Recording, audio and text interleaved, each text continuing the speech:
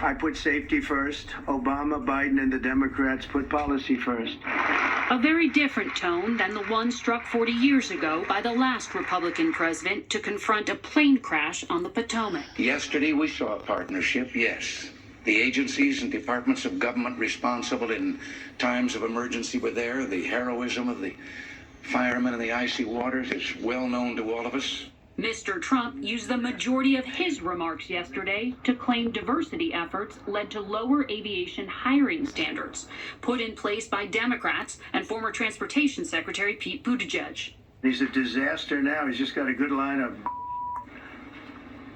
the Department of Transportation, his government agency charged with regulating civil aviation. Well, he runs it, 45,000 people, and he's run it right into the ground with his diversity. When asked, Mr. Trump offered no evidence that the air controllers or pilots were unfit for the jobs they held. Dismantling diversity programs was a campaign promise by Mr. Trump. So too was remaking the federal government. In Miami, Washington, and Las Vegas today, several top FBI leaders were forced to resign or retire, with other investigators expecting to be fired even before Mr. Trump's pick to run the FBI is confirmed. And hundreds of State Department contractors were terminated, with more to come, as Mr. Trump froze foreign aid programs, triggering financial crises across a wide array of programs like AIDS relief. Margaret, those are the firings. What about the people they were supposed to work for, which is to say the cabinet heads? A lot of them are in nomination hearings. What are you hearing about the status of those nominations? Well, John, this afternoon I was speaking to a well-placed Republican source who is particularly concerned that Tulsi Gabbard, the pick to run the intelligence agencies, may not have enough support to even make it to a vote in the full Senate. 3 Republican senators have indicated they feel she did not directly answer a fairly softball question on whether Edward Snowden was a traitor and had damaged national security when he stole government secrets, leaked them, and then fled to Russia. And then, Margaret, there was that big about face on freezing federal funding this week. How much does that complicate things?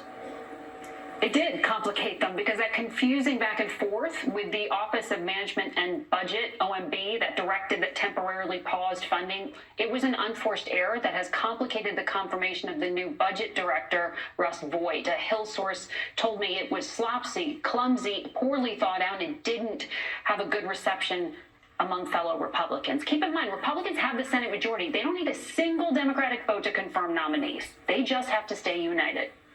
Margaret Brennan in Washington. Thank you so much, Margaret.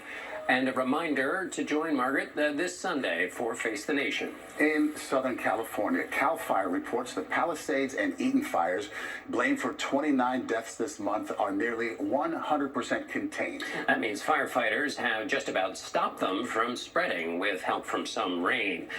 Lonnie Quinn, tell us about that rain.